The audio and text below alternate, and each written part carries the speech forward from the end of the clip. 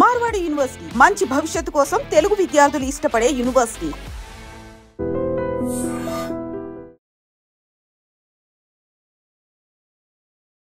Welcome to I dream. నేను మీ భవ్య. ఇప్పుడు H1B visa application start అయిపోయినాయి. మరి మీరు ఫాలో అవ్వాల్సిన రూల్స్ అండ్ రెగ్యులేషన్స్ ఏంటి, ఇవన్నీ డీటెయిల్స్ తెలుసుకోవడానికి మన ముందు హైకోర్టు అడ్వకేట్ పృథ్వీరాజ్ సార్ మన ముందున్నారు. సార్ని అడిగి డీటెయిల్స్ తెలుసుకుందాం. Hello sir. హాయ్ భవ్య. ఎలా ఉన్నారు సార్? బాగానే ఉన్నాను. మీరు ఎలా ఉన్నారు? నేను బాగున్నాను సార్. సార్, ఇప్పుడు H1B వీసా స్టార్ట్ అయిపోయింది. అందరికీ చాలా ఒక కైండ్ ఆఫ్ టెన్స్ అయితే ఉంటుంది, ఎందుకంటే దానికి చాలా రూల్స్ అండ్ రెగ్యులేషన్స్ ఉన్నాయని విన్నాము. సో అందరూ ఫాలో అవ్వాల్సిన థింగ్స్ మెయిన్ ఏంటి, ఏముంటాయి సార్? అసలు ప్రాసెస్ ఏంటి? భవ్య, మనకి H1B of visa application for 2026 అక్టోబర్లో స్టార్ట్ అవ్వాల్సినటువంటి ఆ ప్రాసెస్, దానికి సంబంధించిన lottery and applications as of now ఇప్పుడు స్టార్ట్ అవుతుంది. ఓకే. మనకి మార్చి 7th అంటే నిన్నటి నుంచి స్టార్ట్ అయ్యి 30th వరకు మనకి అప్లికేషన్ ఎంప్లాయర్ పెడతాం. ఒక ఎంప్లాయీకి ఎంప్లాయర్ H1B అప్లై చేయడం జరుగుతుంది. ఓకే. మనకి ఎప్పుడు కూడా ఈ టాపిక్స్ మీద ఇప్పటి వరకు మనం ఎందుకు మాట్లాడుకోలేదు అంటే, ఏ ఛానల్లో కూడా ట్రంప్ వచ్చిన తర్వాత ప్రతి వాడికి ఒక టెన్స్ క్రియేట్ అయ్యింది. అవును. ఏమవుతుంది అసలు, మేము అక్కడ ఉంటామా లేదా, ఇప్పటికే చాలా మంది కూడా వెనక్కి వచ్చేసారు కొందరు అని కూడా వింటున్నారు. ఒక భయం వచ్చేసింది. Okay okay. ఇమిగ్రెంట్స్ లీగల్ గా ఉన్న వాళ్ళు ఎవరు ఓకే రాలేదు. అవును. బట్ టెన్స్ ఉంది, ప్రతి చోట టెన్స్ ఉంది, ప్రతి వాళ్ళు టెన్స్ ఉంది. ఇప్పుడు దాంతో ఏంటంటే ఎవరి కాళ్ళు కాషియస్నెస్ అప్లై చేయడం, ఇదన్నిటి పక్కన పెడితే పెద్ద ఉపద్రవం ఏఏ అన్నది వచ్చింది.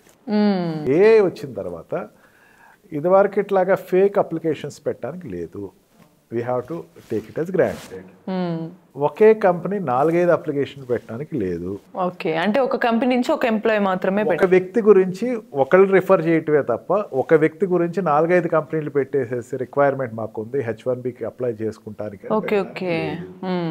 ఆ రకంగా అంటే I'm telling about the fake companies existence అంతా ఈజీ. కొలాప్స్ అయిపోయింది. వాళ్ళు మోటామూళ్ళు సర్దుకుని వెళ్ళిపోవాల్సినటువంటి సమయం వచ్చింది. ఓకే. ఇప్పుడు H1B వీసా అప్లై చేసేటప్పుడు ప్రతి వాళ్ళకి నేను రికమెండ్ చేసేది ఏంటంటే, ప్రీమియం వీసా అప్లై చేసుకోండి, ప్రీమియం అప్లికేషన్ అప్లై చేయండి. మనకి ఇదివరకు $10 ఎంత ఉండేది అప్లికేషన్, ఇప్పుడు దాన్ని 110 140 చేశారు. It's a goods intra.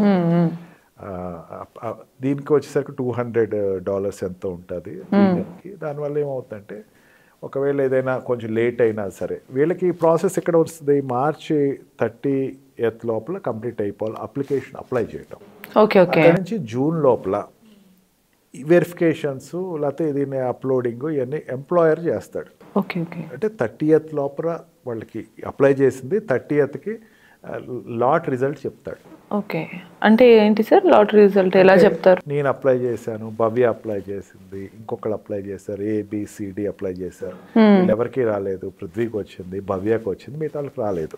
Okay. Employer ఏం చేస్తాడు, మన ఇద్దరికి ప్రాసెస్ చేయాలి కదా, సెలెక్ట్ అయ్యారు కదా, మన ఇద్దరికి సెలెక్ట్ చేసేటప్పుడు ఎంప్లాయర్ ఈజ్ అక్కడ వాళ్ళు నెగ్లెక్ట్గా ఉంటారు. మనం అప్లై చేసేసుకునేది ఫాస్ట్గా చేసేస్తాం. అవునవును.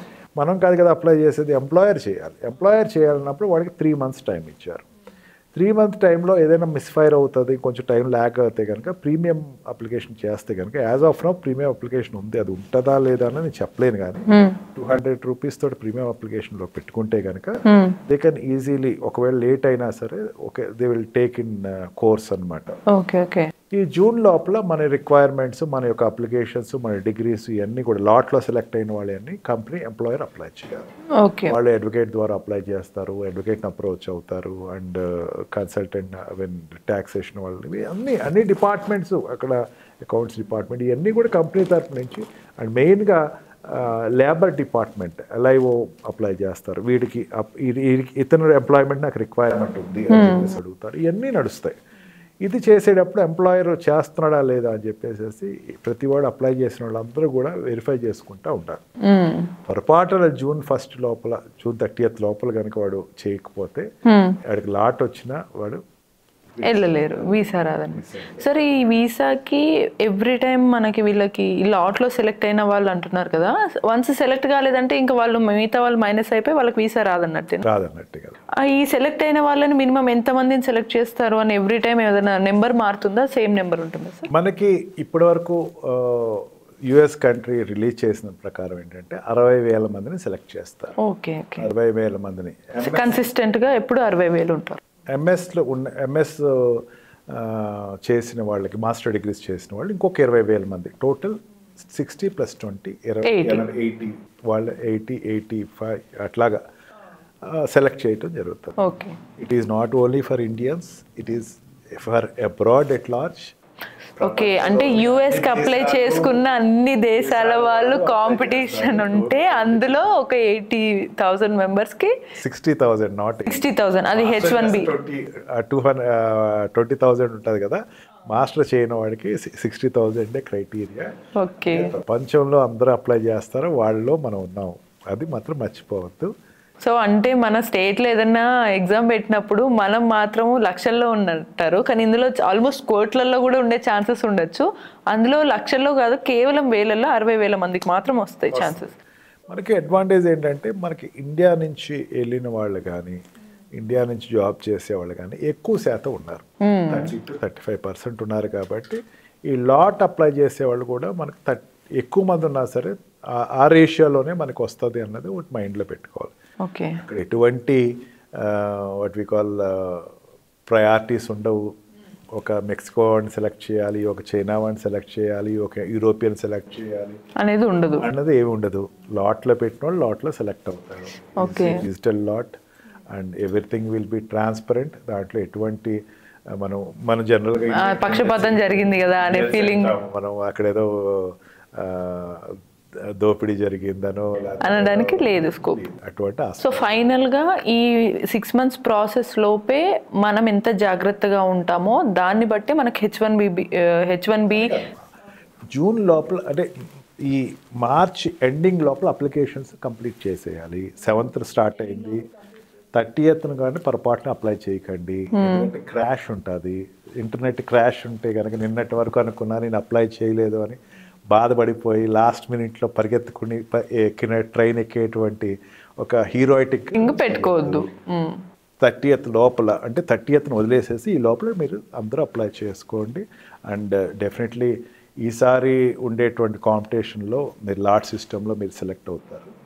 అండ్ దీంట్లో ఒకటి ఏంటంటే భవ్య, 4 times ఛాన్సెస్ ఉంటాయి. ఇప్పుడు 2026కి కావాల్సినటువంటి లాట్ తీసుకుంటున్నారు, ఇట్లా 4 times తీసుకుంటారు. 4 years ఏ పర్సన్ అమెరికాలో పనిచేసేవాడు 4 years కంటిన్యూగా he can apply for it, or breaking he can out of country అనేది కేవలం ఒక 1:5 రేషియోలోనే సెలెక్ట్ అవుతారు. ఇండియా నుంచి అప్లై చేసే వాళ్ళకి మాత్రం ఒకసారి అప్లై చేయాలి, ఆ లాట్ 5గురిలో ఒకటి సెలెక్ట్ అవుతాడు. ఓకే, దిస్ ఈజ్ ప్రపోర్షనేట్ అనమాట. ఎందుకంటే అక్కడ ఉండేవాళ్ళు అప్లై చేసేవాళ్ళు L1 నుంచి వెళ్ళేవాళ్ళు ఉంటారు భవ్య, అండ్ అనదర్ వీసాస్ నుంచి వెళ్ళేవాళ్ళు ఎవరైనా సరే ఇప్పుడు it's a time for application for H1B visa alone. So ఫైనల్గా చెప్పేది ఏంటంటే సార్, వీసా అప్లికేషన్స్ అనేవి స్టార్ట్ అయినాయి. మార్చ్ 30 ఎండ్ డేట్ కదా అని ఎండ్లో పరిగెత్తకుండా ముందే అప్లై చేసుకుంటే మీకు నెక్స్ట్ లాట్ వన్స్ కన్ఫర్మ్ అయింది, మీకు లాట్లో మీరు సెలెక్ట్ అయ్యారు అన్న తర్వాత మీ నెక్స్ట్ ఆథెంటిక్గా ఉండేలాగా మీ ప్రాసెస్ అంతా ఫుల్ఫిల్ చేసి పెట్టుకుంటే మీకు వీసా రావడానికి స్కోప్ ఉంటుంది అనేది అయితే సార్ మనకు చెప్తున్నారు. మరి ఇటువంటి మరిన్ని ఇంట్రెస్టింగ్ టాపిక్స్ కోసం కీప్ వాచింగ్ iDream.